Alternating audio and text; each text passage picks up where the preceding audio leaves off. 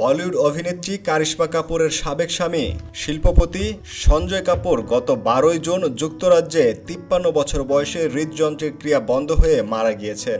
দীর্ঘ অপেক্ষার পর গতকাল দিল্লিতে তার শেষকৃত্য সম্পন্ন হয়েছে। এই অনুষ্ঠানে কারিশমা কাপুরকে অত্যন্ত আবেগপ্রবণ দেখা যায়। তার পাশে ছিলেন বোন কারিনা কাপুর এবং ভগ্নিপতি সাইফ আলী খান। সঞ্জয়ের মৃত্যুর খবর প্রকাশ্যে আসার পর থেকে তার প্রাক্তন স্ত্রী কারিশমা এবং তাদের 2 সন্তান কিয়ান ও সামাইরা অন্তরালে ছিলেন। গতকাল বৃহস্পতিবার সকালে প্রথমবার কারিশমা ও তার 2 সন্তানকে বিমানবন্দরের বাইরে দেখা গিয়েছে। প্রথম দিন থেকেই কারিনা ও সাইফ আলী খান ছায়ার মতো কারিশমার পাশে ছিলেন। এদিনও তার ব্যতিক্রম হয়নি।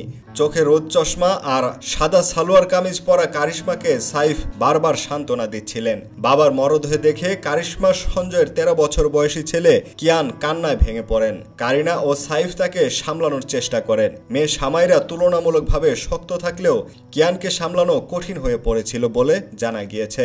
শোনা যাচ্ছে কারিশমা তার 2 সন্তানকে নিয়ে দিল্লিতে আরও কয়েকদিন থাকবেন।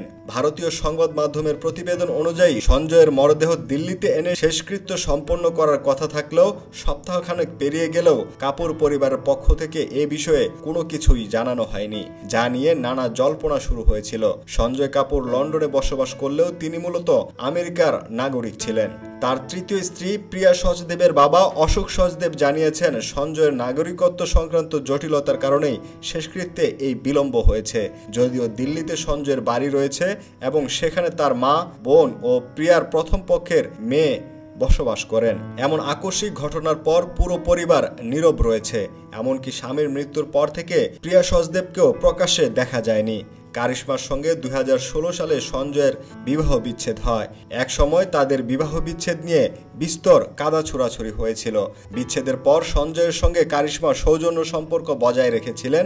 সঞ্জয় তাদের 2 সন্তানের জন্য 14 কোটি টাকার বন্ড কিনে রেখেছিলেন বলেও জানা যায়। উল্লেখ্য, এর আগে কারিশমা কাপুর সঞ্জয়ের মায়ের বিরুদ্ধে গার্হস্থ্য সহিংসতার অভিযোগ এনেছিলেন। কারিশমার সঙ্গে বিবাহ বিচ্ছেদের পর সঞ্জয় মডেল অভিনেত্রী প্রিয়া সচদেবের সঙ্গে সম্পর্কে জড়ান। 5 বছর প্রেমের পর দিল্লির বাসভবনে ঘরোয়া পরিবেশে তাদের বিয়ে হয়। সঞ্জয় ও প্রিয়ার আজারিয়াস কাপুর নামে এক পুত্র সন্তান রয়েছে।